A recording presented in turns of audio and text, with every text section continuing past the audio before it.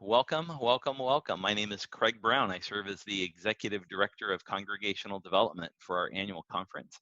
It's a joy to be with you today. I'm glad for this opportunity we could all be together for another panel discussion this week, talking about our protocols for relaunching public worship in the life of our churches. And we're getting close to an opportunity for churches from around our conference to be able to engage in launching their own worship services utilizing the protocols we're going to be talking about today. Over the past 2 weeks, we've had a number of our churches in the annual conference who've been testing the protocols. We've been trying to learn from them about what's working and what's not working in their local context, and it's been a fruitful couple of weeks. Speaking for myself, having worshiped Sunday before last in Yuba City, and then this last Sunday in Middletown, I can really see the effort that these congregations are really putting into in-person worship, and how much they are trying to do this in a caring and careful way for their congregation. So I give thanks for that. My job today is to be somewhat of your host, and so our format today is going to be similar to what you experienced last week. I'm going to turn things over to my colleague Jorge Domingues in just a moment. He's going to be leading us. But before I do so, let me remind you that in the Zoom webinar interface, you will find on the bottom of the window a button that says Q&A. And if you do have a question, that's the appropriate place to lodge that. As we usually do each week, we use the chat waterfall for just an informal exchange of information. And the first thing I'd love for you to share, and some of you are already doing it, if you click on that chat button and then type in who you are and where you're from. We always enjoy seeing all the folks that have joined us. Right now, there's a little over 200 people in this webinar, and so we love to hear from you. So take to that chat window, post your name and your church in there so we can see you. And during the panel conversation, you yourself may have suggestions about helpful information or things that you might want to share with everyone. Feel free to put that in that chat window. I would tell you though, in the chat window on the right, where you type in your chat, when it pops up, there's a little pop-up menu there. And that pop-up menu will have a couple of options on it. If you click on it, one option will simply say all panelists. And if you type a chat message in while that menu says all panelists, the only people who will see it are the panelists. That's about 10 of us all together. If you want everyone to see what you post, click on that little pop-up menu, pardon me, and we'll say all panelists and attendees. Then everybody who's a part of the webinar will be able to see what you type in the chat window. Great to see everyone posting in the chat waterfall. You understand why we call it a waterfall when there's a couple hundred of you here. It moves pretty quickly like a waterfall. And it is good to be with you. We're going to have some announcements later on at the end of the webinar from our Director of Communications, Selby Ewing, and then I'll be back with you at the end to share about what's coming up in the next couple of weeks for our Wednesday webinar. For now, I'm going to turn things over to my esteemed colleague, the Executive Director of Connectional Ministries for our annual conference, the Reverend Jorge Domingues, who has been spearheading our effort around these protocols and has been working with all of our churches. Jorge, we're glad to see you today. We're so thankful for the work that you do. I'll turn things over to you and your great leadership. Thanks so much. Thanks, Craig, and thanks to the communications team that has been working with us and helping us to get these webinars every Wednesday, and also to the team that has worked together in these protocols that we are developing, as well as the testing that we are doing with the churches in the Central Valley and Great Northern districts. As you remember, last week we shared the experience of 4 churches that tested the protocols on their first Sunday on June 14th. There were another 4 churches that did the same and tested the protocols this past Sunday, June 21st. And on Monday, we all met together with the district superintendents and the team, as well as members of all of these churches, to evaluate the experience. We learned a lot, and we are in a process of revising the protocols based on the experience of these testings that we did on these first 2 Sundays. We will continue to review the protocols also based on the state's guidelines, as well as the guidance from CDC. As you all know, all our churches are in different counties, and the counties have different recommendations, different guidelines for the churches to do their in-person worship. And we will ask all of those who are working on their plans to revise those county guidelines, because they also change according to the situation in the area, the level of new infections, or if the area is actually becoming more safe in this coming weeks. We had 4 churches, as I mentioned, with us this past Sunday doing the worship for the first time. And they were the churches of Middletown Community UMC and Ely UMC in the Great Northern District, as well as the churches of Fireball Mendota UMC and Modesto Centenary UMC in the Central Valley districts. And today we have with us the pastor or a lay member of these churches that will share some of their experiences with us this afternoon. So I would like to turn to Boris Broomfield, the pastor of the Middletown Church, and ask you a few questions, Boris, about how your congregation experienced this past Sunday. I know Middletown is a small congregation. Can you describe for us how did your church did the preparation and the planning for the in-person worship? Yes, our church is fairly small. It has been serving the community since 1871, and currently we have an average of 28 to 30 people who attend, or previously we had 28 to 30 people who attend the service. Including our guests, we had 15 people this past Sunday. And the preparation was fairly extensive, marking out the floors, putting up signs as far as what the protocol was going to be, ordering the hand sanitizers and ordering extra masks for people who didn't happen to bring theirs. We also sent out notices on Facebook and emailed notices to our regular attendees and put a Facebook message on the Greater Middletown Facebook site, in addition to our own site. It was very exciting for me because we've been putting on services, virtual services, for the past 3+ months. And to see people was a true joy. We did establish 2 ushers, one outside and one inside. The outside usher assisted people with the social distancing as they came into the church. We had single-use programs, bulletins, and it was our intent to have the songs on our projector, but unfortunately, and it's been working almost perfectly the entire time we had no one in church, but last Sunday it didn't work well. But it was an exciting service in that we were joyful to have everyone return. I will say the ushers who had been instructed to help people remain socially distant did have to remind a couple of folks, but for the most part, people were very cooperative. Additionally, we had done alternative ways of passing the peace in years or in months past. And we consider it passing the peace while blessing someone. So at some times we would bless someone on their head, you would bless someone's head or shoulder. So this time, instead of our regular or unique ways of doing it, we just pass the peace by offering an extended arm with the palm up, offering that peace to one another. Thank you, Boris. I heard that your church had a very creative way to distribute the signs in the church. I heard that you posted the protocols on the back of the pews so people would be sitting and could read the protocols. Tell me more about the signs in your church and how you communicated what was happening. All right.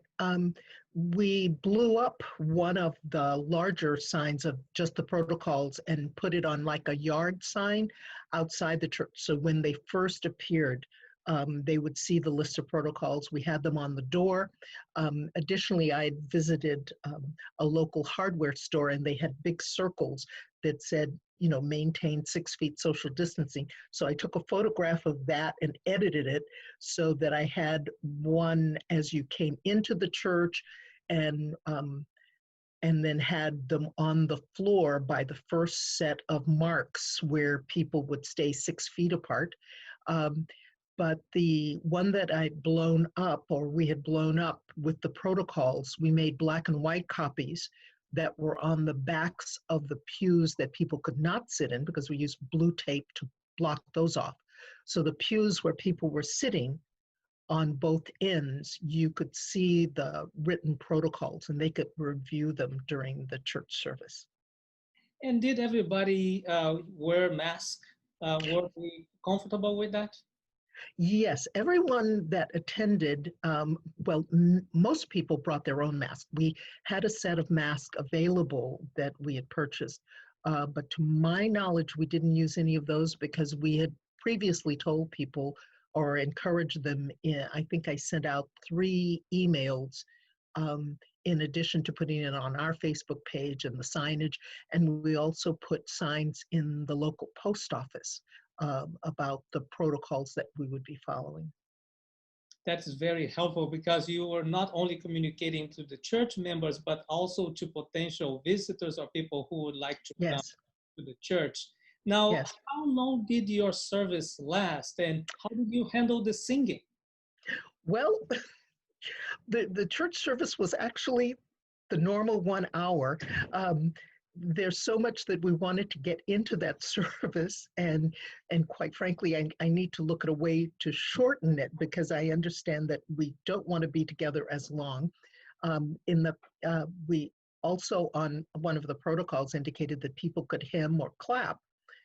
There were, in our meeting after the service, there was some question about how frustrating it was not being able to, quote unquote, sing, and would it be possible for, you know, just to sing the words softly, because that's such a part of connecting to the song. So, and one of the persons attending actually admitted that they were singing softly. Yes, I know that singing has been one of the major questions that we are receiving. And some people are trying to be creative by reading the words of the hymns, Yes. so people can have them on their mind, or they can see and sing inward, or hum as if they are singing those words. There is Yes. also a recommendation about the importance of the masks, because even if people are singing very slowly, there is no risk of spreading the aerosols with potential contamination with the virus of other people. Now, Yes.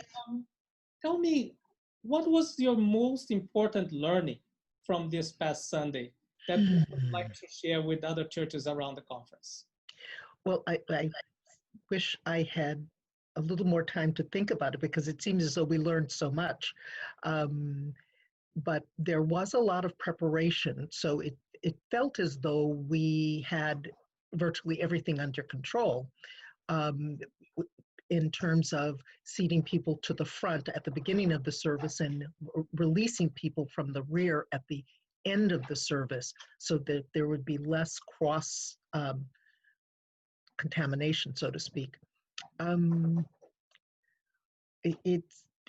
I would say it's hard to say what I learned most, because I was a little frustrated that our projector didn't work, and having to make the adjustments when that didn't work.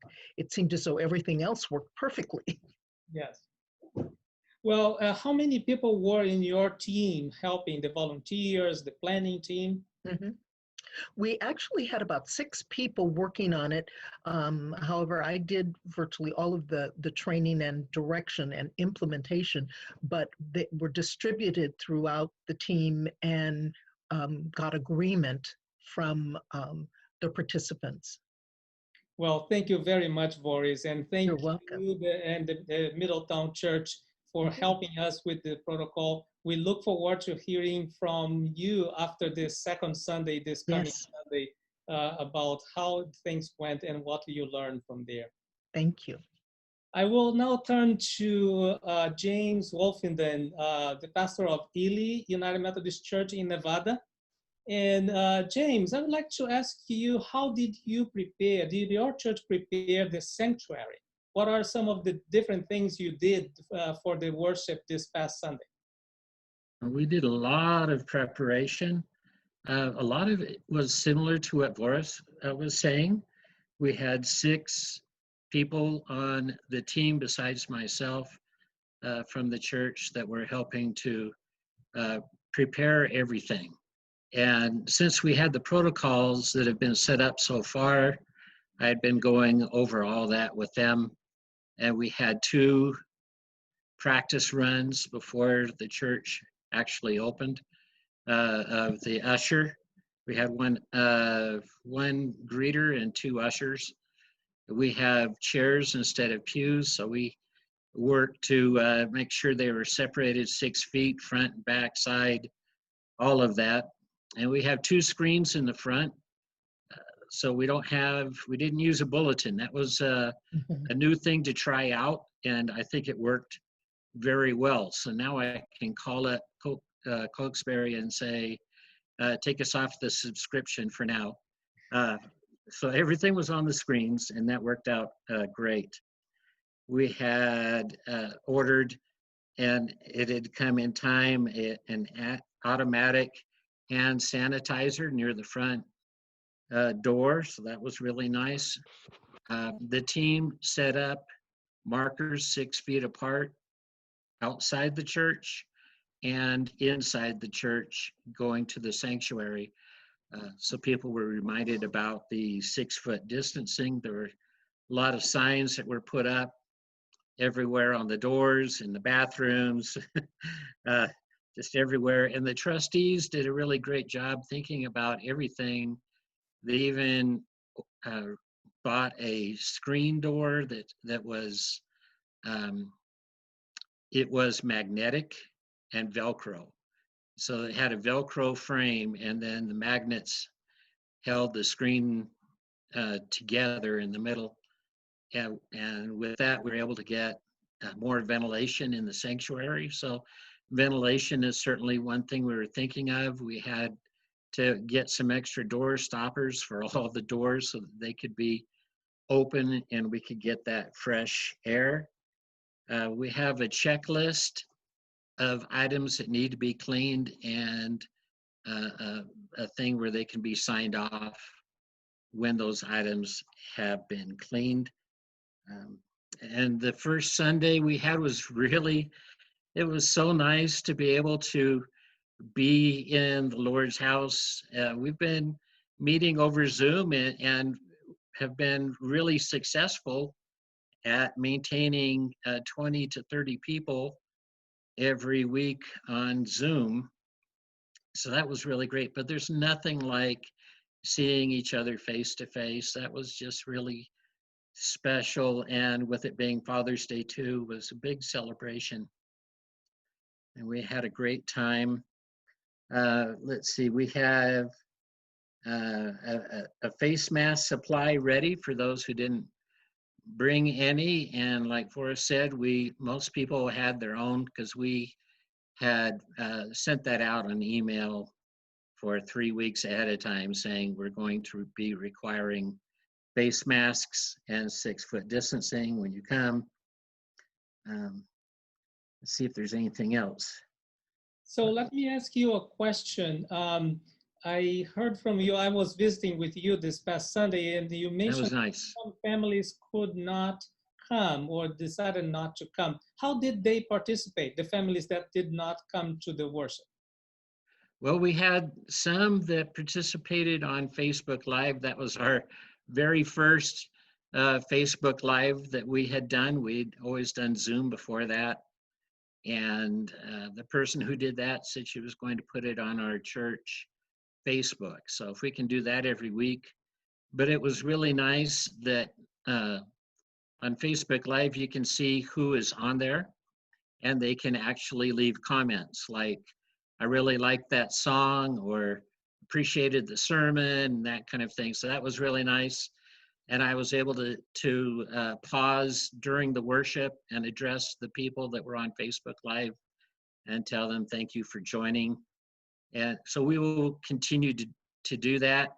I've also ordered an adapter for a tripod so we can just put the phone right on the tripod, and so the person that was doing that won't have to be holding that and be distracted the whole time. We also had a couple of people that didn't want to wear a face mask. One of them told the greeter, sure, I'll wear my face mask. But when he got inside the sanctuary, he decided he would just have it on his neck. So I had to go up to him.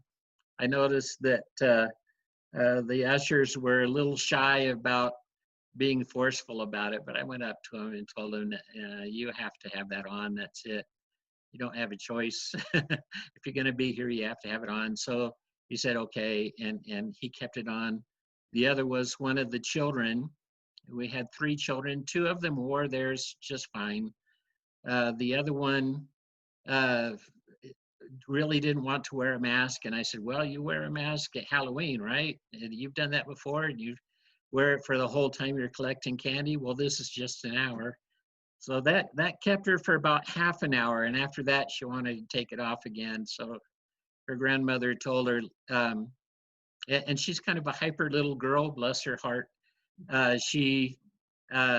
So her grandmother told her, well, if you want to be able to get out of the seat, then you need to have your mask on. So it went right back on so that she could stand up, and she was dancing to some of the music.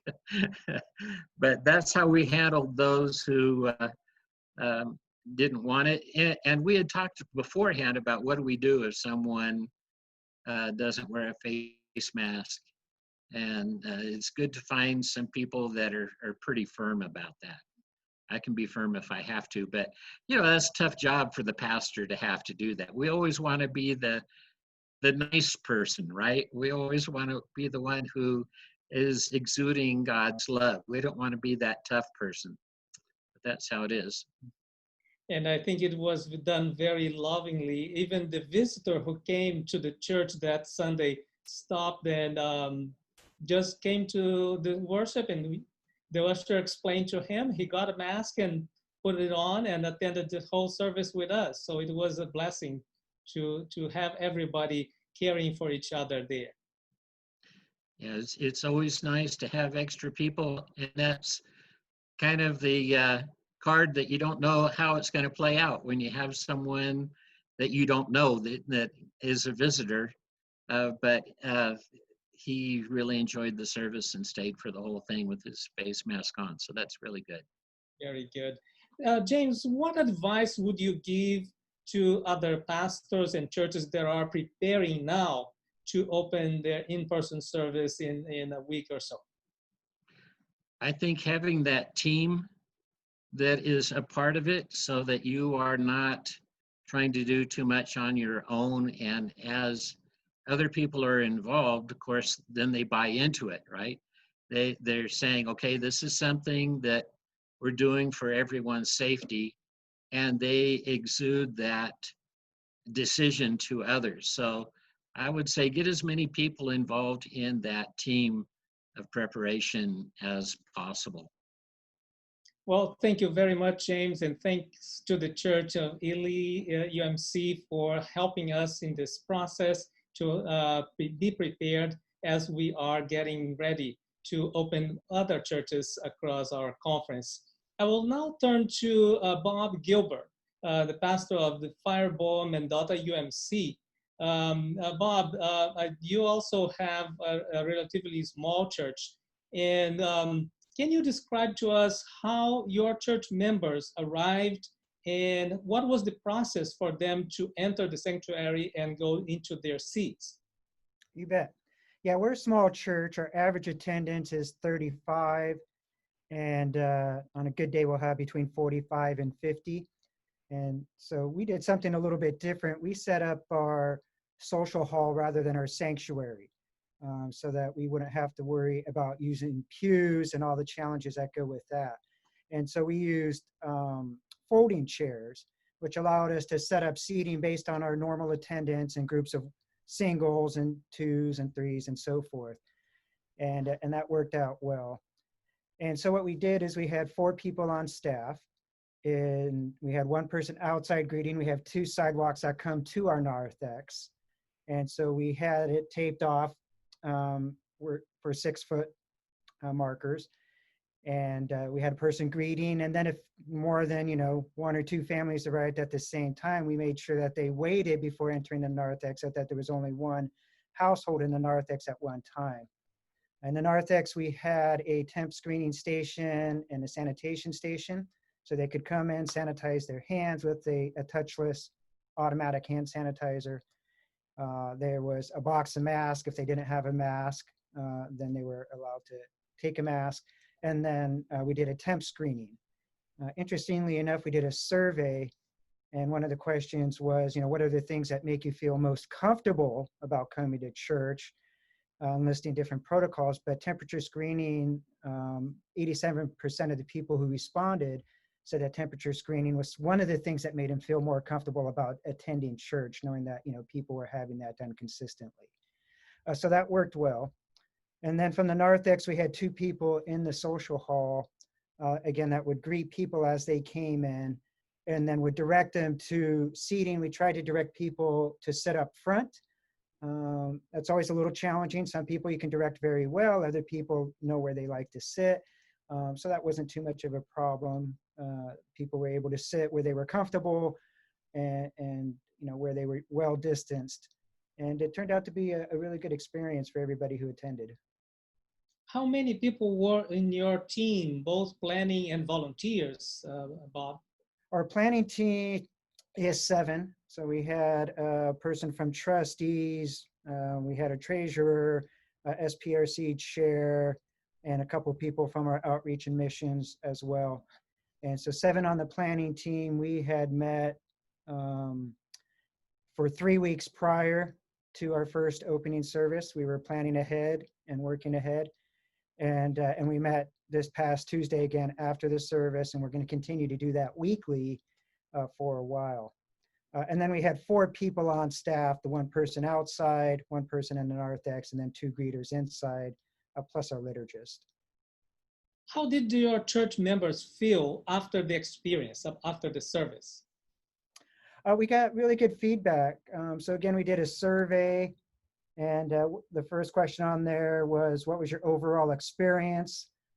First answer was very meaningful. I felt God's presence, and 8 out of 12 people responded with that. So 67% found it very meaningful. The second one was, it was nice. It's good to be back in church. We had 2% or 2 responses there. There was one who said it was okay, but the COVID guidelines kind of detract from the experience, and that's expected.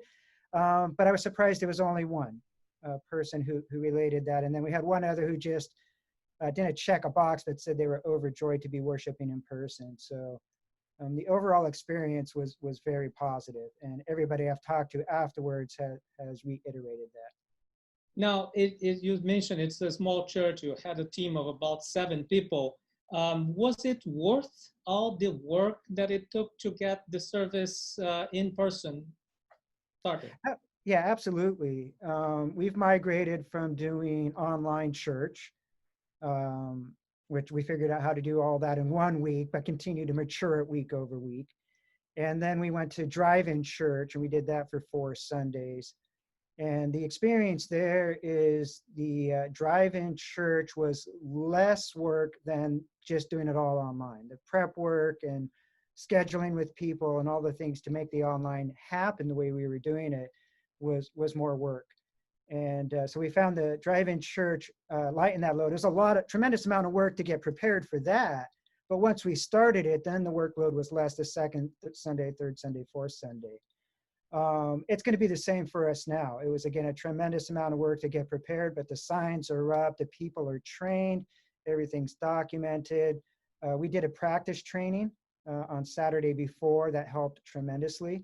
So we got to walk through and do role playing as part of it. and so that was very helpful. And so now that next Sunday, it's ready to go. It's all set up, and so it'll be easier than the drive-in church was. So yeah, it was worth it. Thank you, Bob. It was really good to have you being part of our team and your church volunteering to help us with these protocols.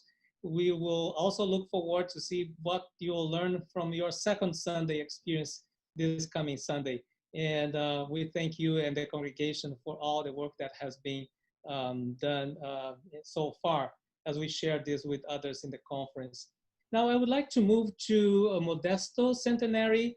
Mark Vash has been with us since the beginning. He was one of the persons organizing or helping the church to plan, and he was part of the team that was leading the work in the planning there. So Mark, tell us what were the most important steps that Centenary had to take ahead of the service? Okay, good. Well, first of all, we had a really successful first Sunday, and I think it is because of what you're asking me to share about. It's all the work that was done before 9 o'clock on Sunday morning when the first people arrived. We had a group of about 10 people that put together, using the CDC and the state and our local public health and then the conference protocols, putting together our plan for Centenary Church in Modesto. And it turned out to be a very detailed plan that we put together. We kind of broke it up, and we had one group, for example, that a public health nurse and a doctor that focused just on the health and safety of individuals. And we had another that looked just at our sanctuary, another that looked at the other rooms that were being used because we had an overflow live stream room available. We had another that looked at just the restrooms and things like that. So we ended up with a detailed report that looked at everything from the required personal precautions that could be taken to a lot of schematics of the sanctuary and the grounds and everything, some maps, to specific things on the scheduling of the sanitizing. We had 2 services, so we had to do some sanitizing between services. To just how we were going to have a controlled entry and exit from the sanctuary. And then we had very specific detailed job descriptions for each of the different kinds of, we call them the welcoming team, but basically the different kinds of ushers that we had. And then we did a lot of training with that. We went through a lot of blue tape, putting out hash marks, everything from the pews. We broke them into 2-foot sections, so we would then know how to place groups of people or whatever. And then a lot of marks out entering, and we had 2 entrances to the sanctuary, so a lot of marks there to make sure that people did the social distancing. So that was the first thing that went in. And then we had a lot of training, separate training sessions for the different kinds of roles that people were going to be filling. The second thing we invested a lot of time in was communicating. And we started early on, before we even had our protocols all done, just to let people know that when we were able to come back together, it wouldn't be like it was before, but that our goal on everything we did was to make things as safe as possible and reduce the risk as possible. So we did a lot there, put together pretty detailed, frequently asked questions as we got into it. That went out to everybody. It was email to the people that we knew didn't have email. So it was postal mail to them, email to everybody else. We had videos. We had almost everybody in our church family was called, and we had a chance to talk with them about how they were feeling about things. And then we had twice a week, anybody could come on a large Zoom call. So we used part of that to go over what coming back in-person worship was going to be like. And I would say the other thing we really tried to do the whole way was to be able to bless people that were going to be coming back to join us in person, but also bless people who, for whatever reason, were going to stay home and worship through our live streaming thing. We also sent out the day before, and we're going to send it out every Saturday to everybody, that self-screening checklist, just reminding people to get in the habit of looking at yourself, your children, or older people in your household to go through those different things. So we did a lot of that in advance. I would tell you, when I say detailed, we ended up with 43 pages of different things, whether it was maps or all those details. I would have to say at some point we're thinking, is this too much detail? Mm-hmm.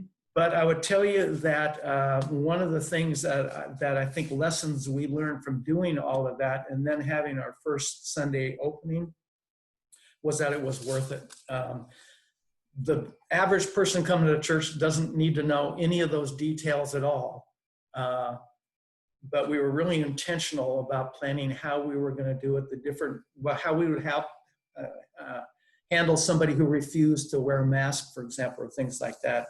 And so I think that really was one lesson, that the details in planning really matter. Paying attention to the details as people are coming in and kind of intervening if somebody kind of gets too close to somebody else, and being able to do it in a loving way, not, hey, get apart, but do that. And then I think the other thing that you cannot over communicate with the people involved in the whole thing, but also more importantly with the church family that's going to be coming back. And some of them are probably, they're a little bit, what is it going to be like? And will it be as safe as possible and things like that? So you cannot over communicate. So we normally have about 200 people in worship, and we had our 2 services and we had 104 people. That included the people in the church family that worked as ushers, but then came in for worship and things like that. So it was, I think, a very successful reopening. We did, I think a great thing, everybody was extremely cooperative. We didn't really, when we had 1 or 2 people, we had to just gently say, hey, don't, I know you haven't seen that person for a long time, but kind of keep that kind of safe distance. We did require masks. I think based on earlier Zoom calls we were on with the churches that opened the week before us, we did have temperature checks for people. We quickly got a handful of those things. And if nothing else, I think one of the things we learned from our brothers and sisters at other churches that did it, it just was a comfort thing for people. Knowing, they are really doing everything they can to make this as safe as possible. We did ask people, did you do the self-evaluation before you came, the self-screening? And a couple of them hadn't. So we had things there for them to look at. And we had the touchless hand sanitizers. One of the things we learned is do not have them in the sun because they won't work. So we replaced those. We had one of our ushers with gloves would just, manually pump that on somebody. The entering and exiting worked really, really well. We had ushers basically take people to their seats. So people knew in advance that, that place in the pew that I've sat in for 40 years, it'll only be by an intervention from God that I sit there this week. And people were fine, seemed to be fine with that. That worked out really, really well. Our sanitizing between the services went really well. We were able to sanitize. We didn't need the overflow room. The first service we did for the second service. And then one of our custodians sanitized the bathroom really quickly after every use. So that was done.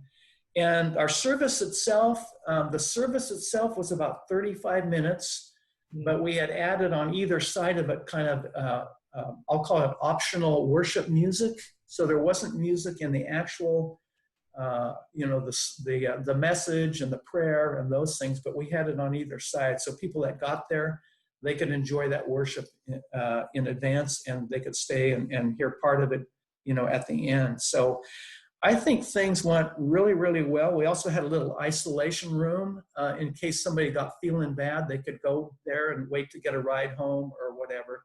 We didn't have to use that at all. So again, I think I was there outside when everybody left, and to a person, they were really glad that they were there. Yeah, they had to wear a mask and all those kinds of things. And we acknowledged, hey, none of us wish we were having to do all these things, but we're doing it for a reason. And so it was really a positive thing. Yeah, thanks, Mark. Let me ask you a question. It is a lot of work. How will the church be able to maintain that level of attention and care, commitment in the coming Sundays? Well, that's just like this whole coronavirus. That's a little bit of an unknown, but we're working to. We don't want to burn people out. Most of our ushers, or about 2/3 of them, worked both services. So, and we wanted that at the start to kind of get it established. So, I think we're going to be, looking to bring more of the people, train more of the people now that have been ushers in the past. I think the reality for our church, most of our ushers in the past are also people who are in some of those higher risk categories, either because of age or underlying medical things. So I think that is going to be a challenge for us. We're expecting more people this Sunday. I tell people, all of us are going through this transition from stay at home to back in-person worship. Well, at Seminary, we're going through a transition on top of that. This Sunday is our retiring pastor's last Sunday. So we know there's going to be people that stayed home last Sunday, but they want to be there for Pastor Bob Collins, last message to us. And then, of course, the next Sunday, the 5th, Tim Gravatt is our new pastor. So we'll have, I think, more people coming to that one also. So I think what we're trying to do is look at everything we've done. We've making some adjustments to smooth the flow a little bit. And one of the things we've talked about a lot this week is as people become more comfortable coming to church, the concern of, well, will they kind of get a little complacent and not, maybe get 3 feet away instead of 6 feet away, or, pull off their mask and things like that. So we're talking with all our people about, part of our role, besides being brothers and sisters in Christ and ushers, is kind of to be health and safety officers in a sense. And just really, if somebody's doing something, just gently and lovingly intervene in that right away, knowing that, even if it didn't seem like a big thing to them or the person, somebody else that was coming there that will see this happen and say, oh, you know what?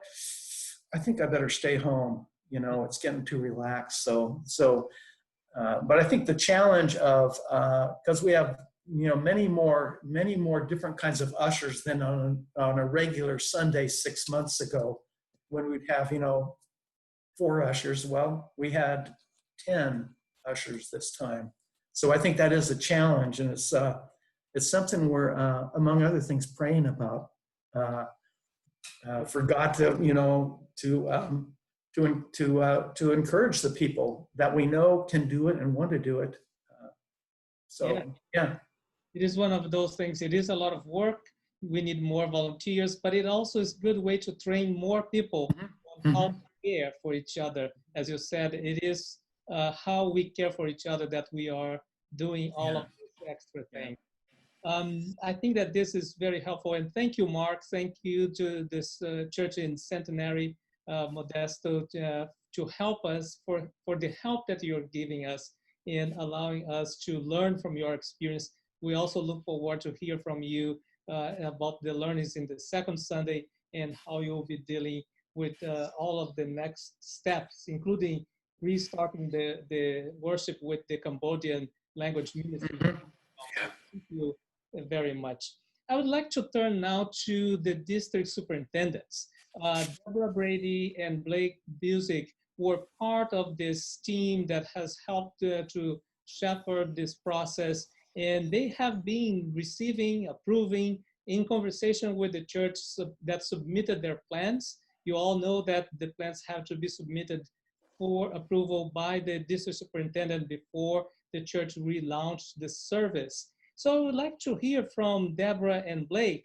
What are you looking for on the plans that the churches are submitting to you, and how are you approving? How long does it take, as well as any concerns or expectations that you have from the churches that are submitting the plans? Deborah, can you go first and help us to learn how a district superintendent is dealing with this time. I think you're muted. Thank you for the reminder. Thank you, Jorge. Good afternoon, everyone. So I haven't really timed how long it's taken me to read and approve the protocols, because we've been working with each of us with 4 churches back and forth. And so I'm guessing it's going to take me a minimum of an hour or 2 with each church. I'm looking for your plan to be submitted in the approved template, which is going to be posted on our website. I'm looking for the church to have evidence that they've read through our protocols and are addressing each of the sections. I want to see a robust team. I don't want the pastor to be shouldering most of the responsibility, and especially as the enforcer, as you heard Pastor James had to step into. I want the pastor needs to focus on worship and being in that pastoral role, and we need the rest of the team available. I'm looking for evidence that there's been training, that you've thought about the unique concerns of your campus, and we visited all our churches, so I'll have your campus in mind. To have a plan, to think about what happens if people don't comply. And I know we've had some churches where pastors have been told by the people that we're not going to wear masks, we're not going to do this. And so if you have a lot of people in that, I would say it's not time for you to reopen. I would encourage all of you who haven't done so to go back and look at the material that Michelle Pope prepared by PowerPoint and the signage she uses in her business so that you don't reinvent the wheel. It's going to take you, if you haven't been working on this for 3 weeks, you're probably not ready. It really is going to take that much time for you to prepare.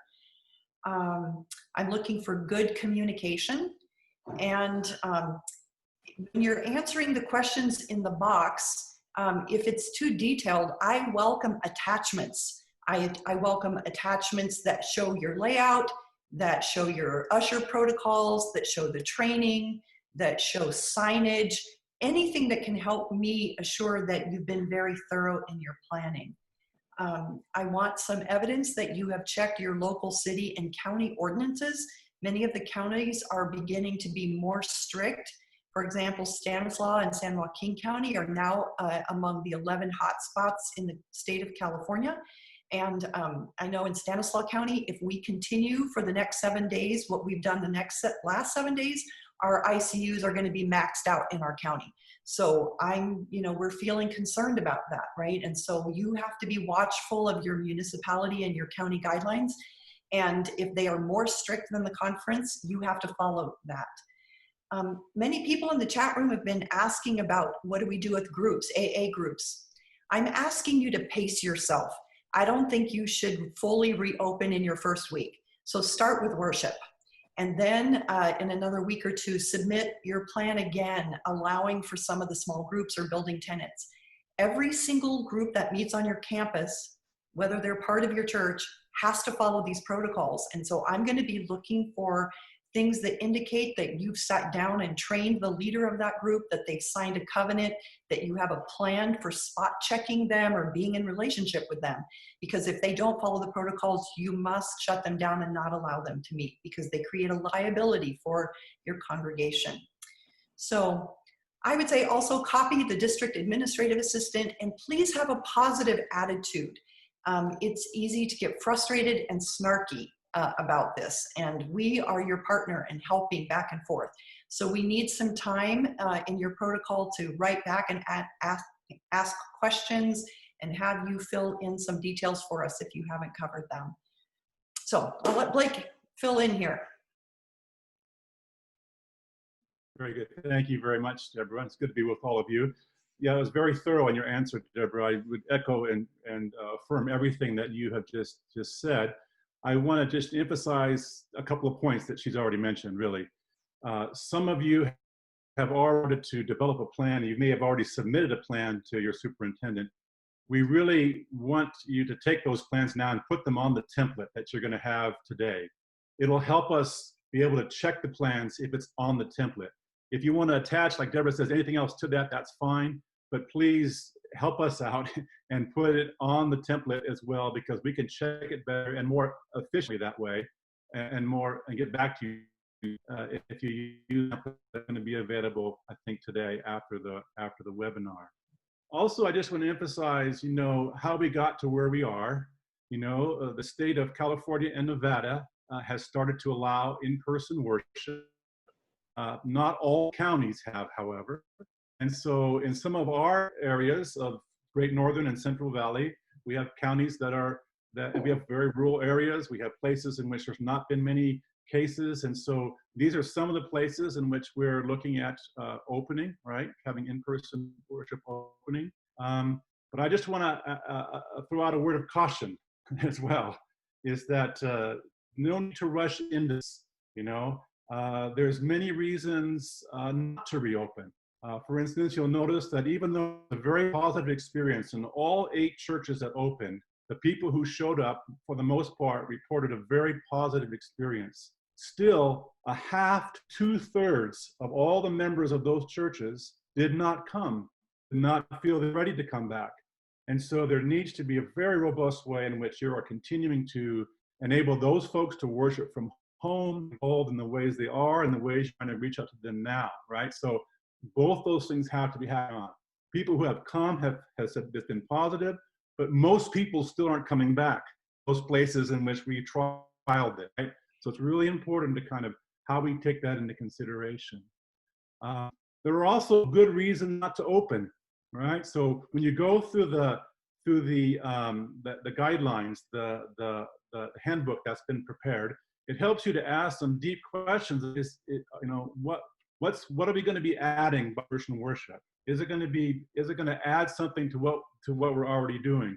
Maybe what you're already doing is very effective, and maybe more effective than even trying to add something else. So that's the thing to consider with your leadership team is what's the value of doing that? Also, what's the risk in doing it? Another may not be ready to open is because you have very risk people in your congregation. It's not time to expose them to higher risk coming together. And as Deborah said, in some of our churches, we have people that just flat say they're not going to follow it, not doing it. And the worst thing to have happen is for you to have a big blow up at the beginning of worship or in the middle of worship with someone or people in your congregation. You're getting a big argument and fight before worship, trying in protocol. So most of the work, aside from developing the plan, is communicating that plan and assuring that you have buy-in from the people who are going to come. And that's the hard part, is how do you communicate and how do you hear back from people that, yes, I'm going to come and I'm going to follow these guidelines. And then how do you have people deal with people who aren't, or who aren't ready to do that? That's a big part of the work, right? It's not just understanding the protocols for your county, city, and state. It's have you communicated, and are you assured that you can handle, and you know what you're going to get when people come and be a part of that. Also, one more word of caution is that these 8 churches have pastors or lay ministers, lay leaders that have exceptional gifts in terms of administration, process, and communication. You need to have on your team people who are exceptional in those ways. If you don't have those kinds of people, again, it may not be time to reopen, because it's people who have those real strong gifts of being able to put together a very detailed plan, communicate the plan, and then enforce the plan in a very loving and caring way, but a very direct way. So those are all that need to kind of all align for a church to kind of come in together and be in person. So again, to all these churches who've done some really heavy lifting for us and some good work for us and testing all of this out, they've got some great suggestions.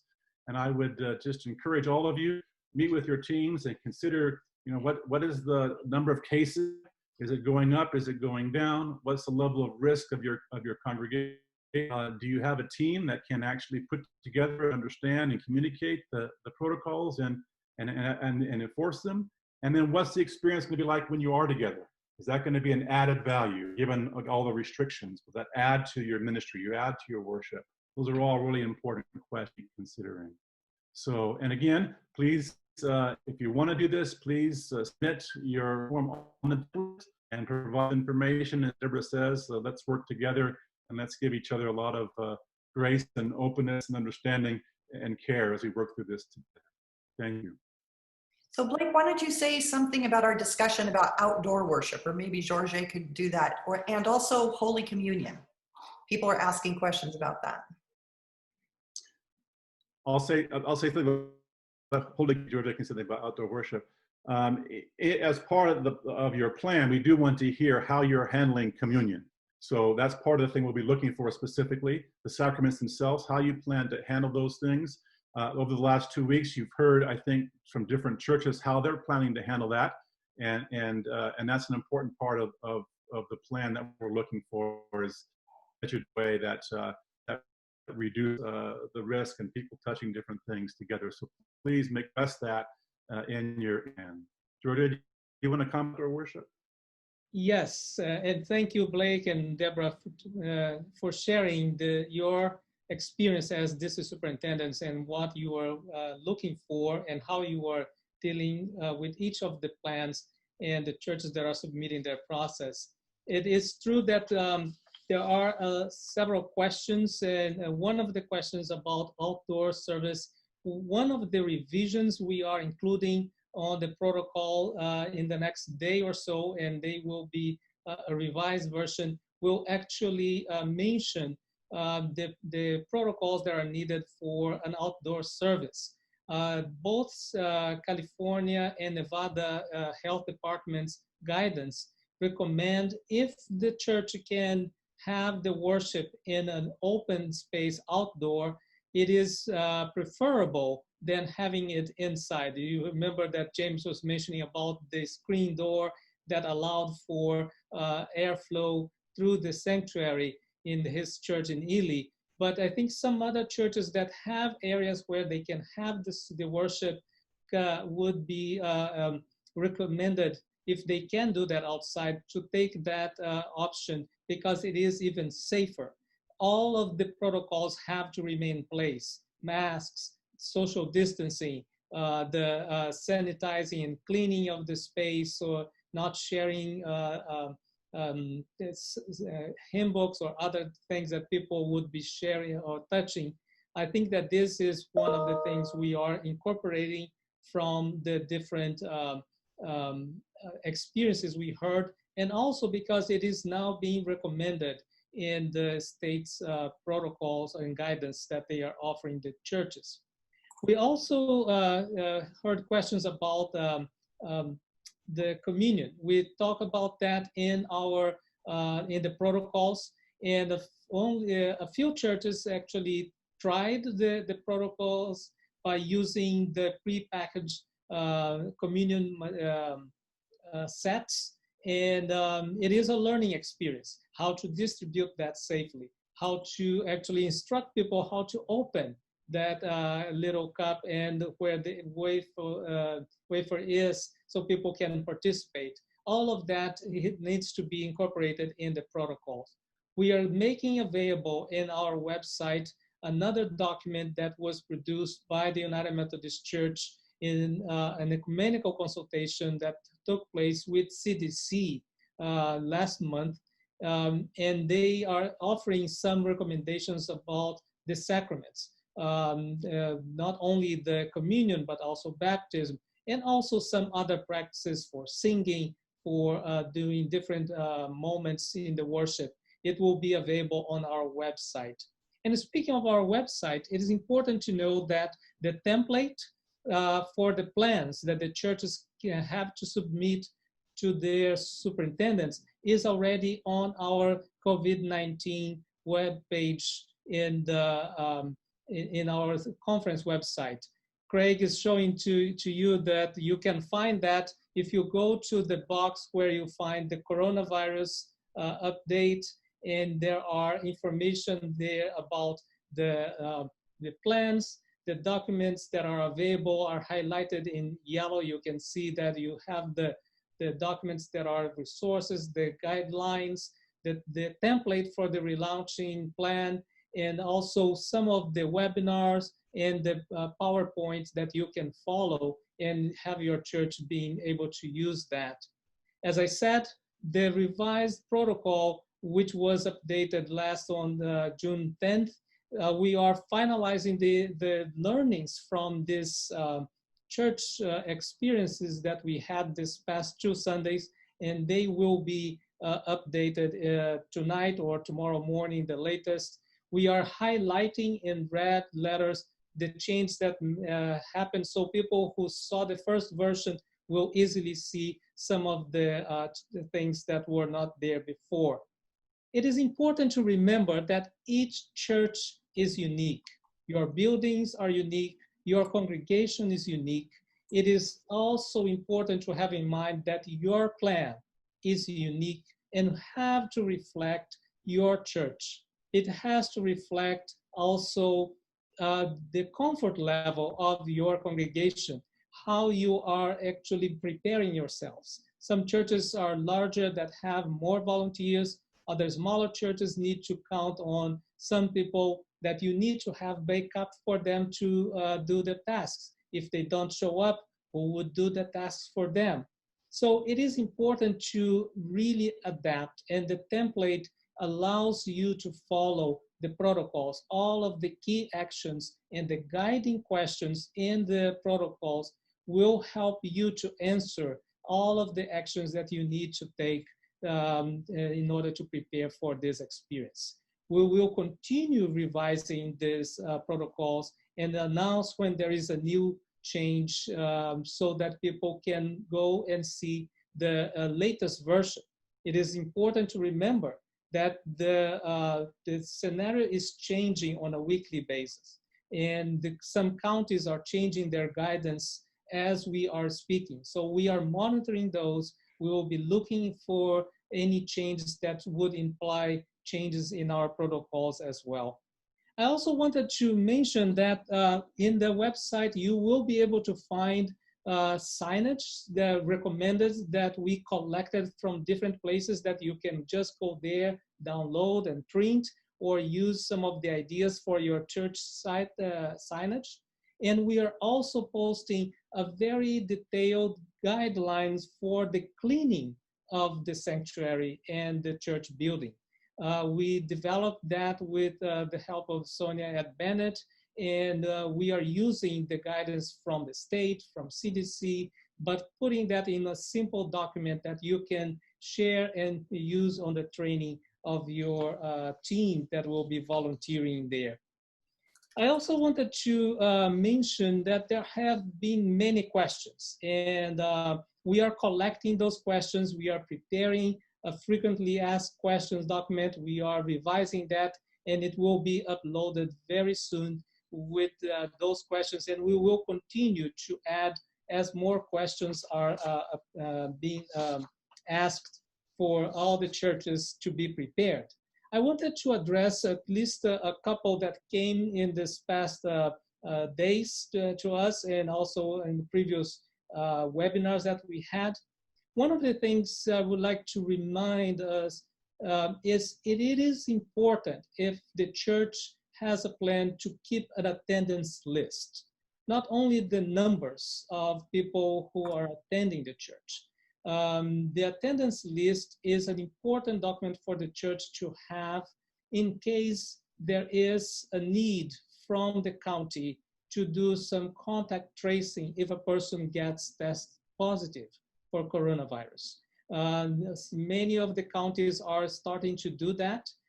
If there is a person who tests positive, they will try to contact everybody that the person was in contact in recent days or weeks. And that would be important for us to help our public health efforts to keep a list of people who attended the services so we can share if needed with the health authorities.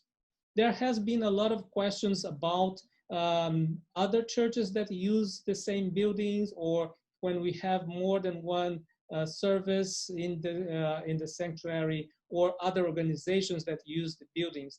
And Deborah already mentioned that we need to be very mindful of the effort that it takes to get things ready.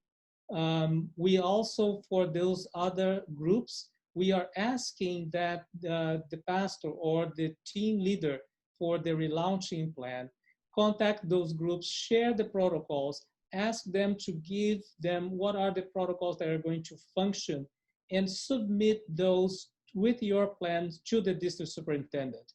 Everybody who is using your building, your church building, needs to be part of the same effort to protect everybody who is going to be in the building at any time. And you don't want to have a situation where another group using the church or the social hall is not using the same protocols, which means you don't know how clean and how safe the space is. You will need to do an extra effort to coordinate and to communicate. As we heard from the churches, communication all the time is key at this moment, so we can share those responsibilities. There were a lot of questions also about the temperature checking. And one of the things we learned from this experience is people feel safe when you do the temperature checking. Not all the churches did that at the arrival. Some churches asked the people to do that at home before they come to church, but it felt, for the churches who did it in place, it felt good because people said, oh, yes, everybody here is taking this serious and we are caring for each other. There was also some questions about templates for surveys. And we will be posting those templates for surveys that you can ask your church members after the service. How did they feel? Some of the questions that Bob Gilbert shared with us will be in those templates as well. We are coming close to the time of the end of our webinar. And I know that there are some questions that were asked during this time. Craig Brown has been monitoring those, and we would like to ask him, Craig, are there any urgent questions, important questions that we need to address, knowing that all of these questions are being saved and they will be answered in writing, and a document is going to be posted in the next few days with the frequently asked questions from churches all over the conference. So Craig, I turn to you with your, if we have time to do one or two or a few questions before we come to the closing of the webinar. Yeah, George, we have just a couple things to address, but I think we'll just tackle one.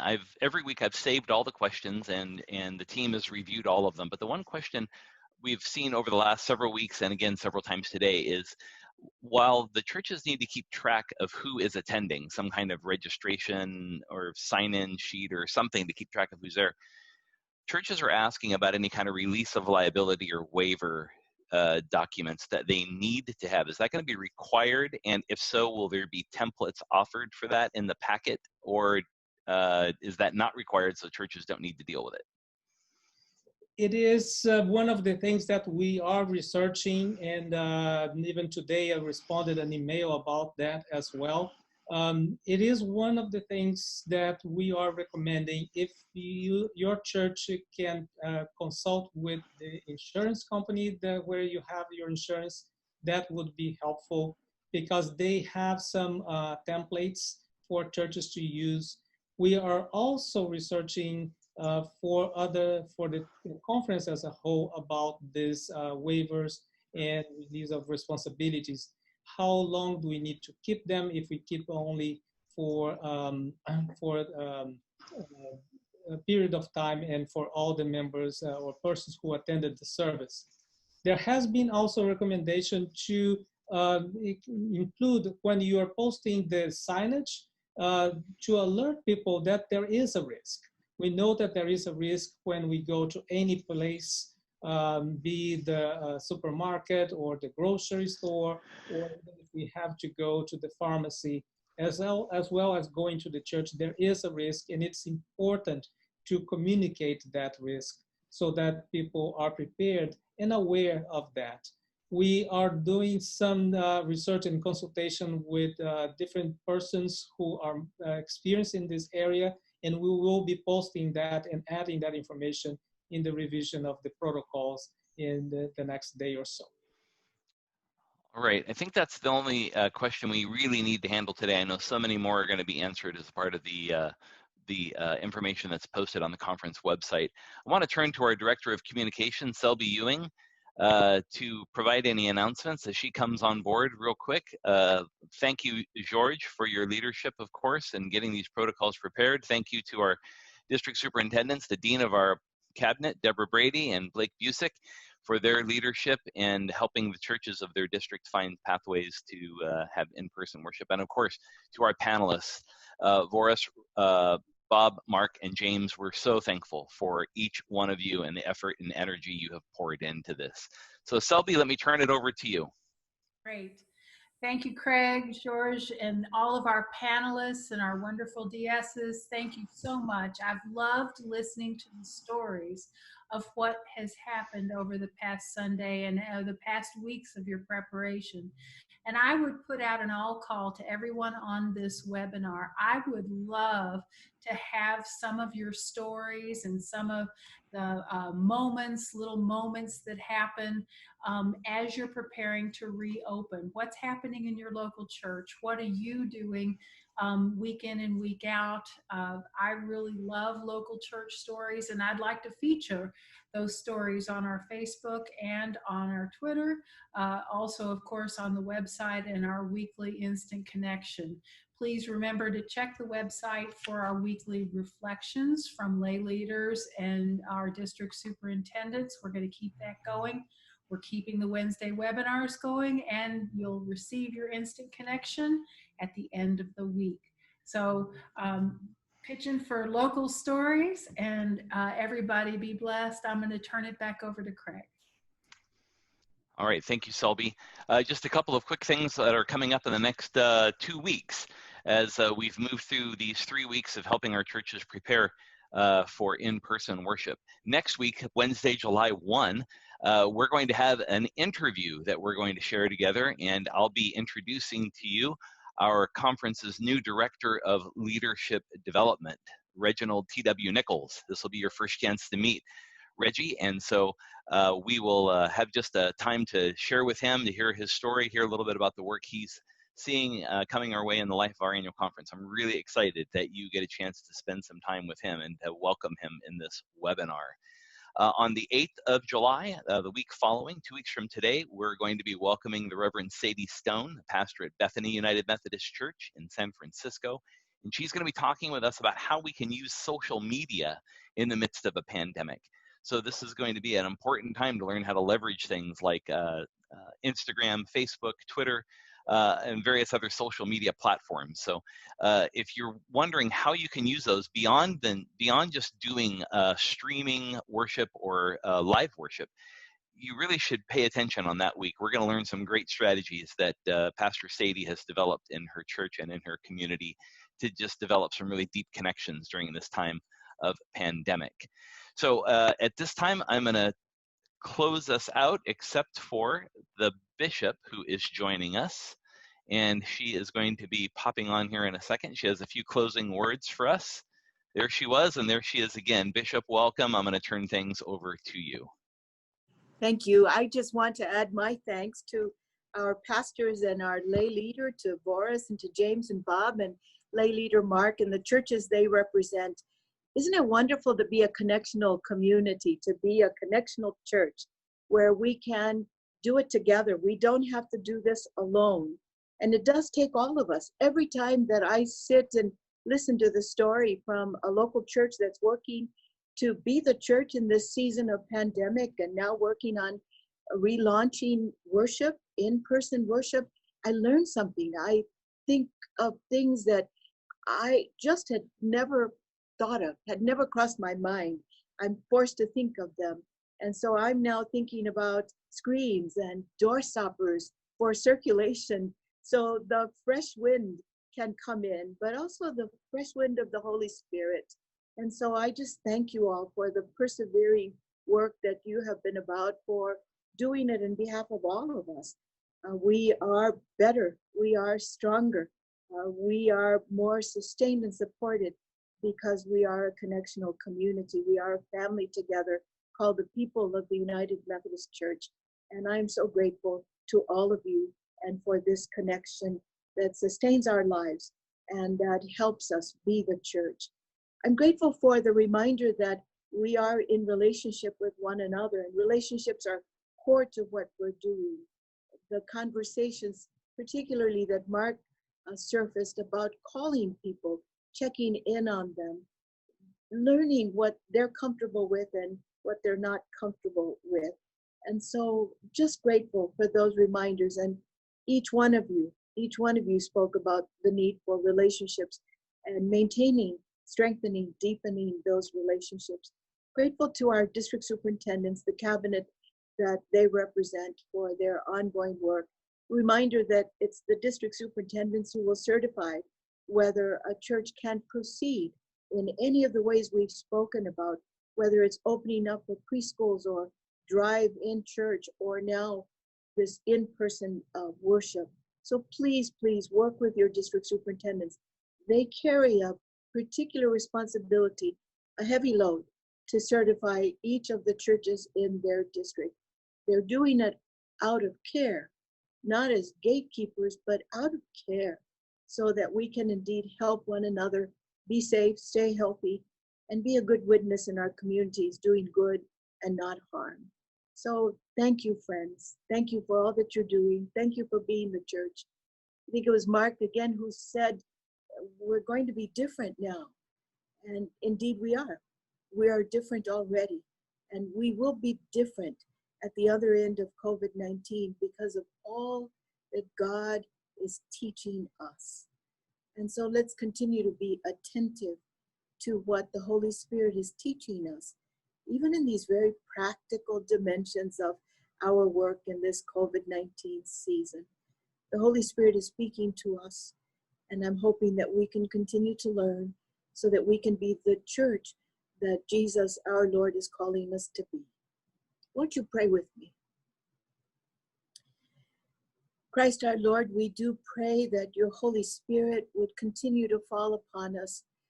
We want to serve you. We want to be your disciples. We want to be those bearers of good news and goodness in the world, especially now in these moments of such deep hurting and of death. We pray, oh God, that we might be those instruments, agents of your mercy, your compassion, your deep grace. We know that for many among us, the layers of pain have become that much more evident and thicker and deeper and more hurtful.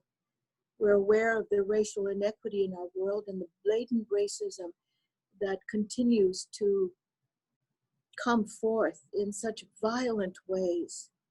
We pray, oh God, for the healing of a world that is too often motivated by sin rather than by love.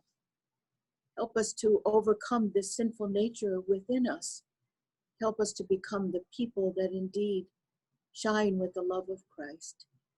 And so we pray for one another with a grateful heart, for we are family together, a connection that runs deep and wide, caused by the binding love of Christ among us. Continue to walk with us. Keep not only our churches safe, but the people of our communities, for we know that together we are your children, and therefore family together. Remind us that you see all of us and see your beloved community. Help us to love in that way, to see in that way, to hope and to work in that way. In all things, O God, we shall give you praise and thanksgiving. We pray in the name of Christ. Amen. God bless you all.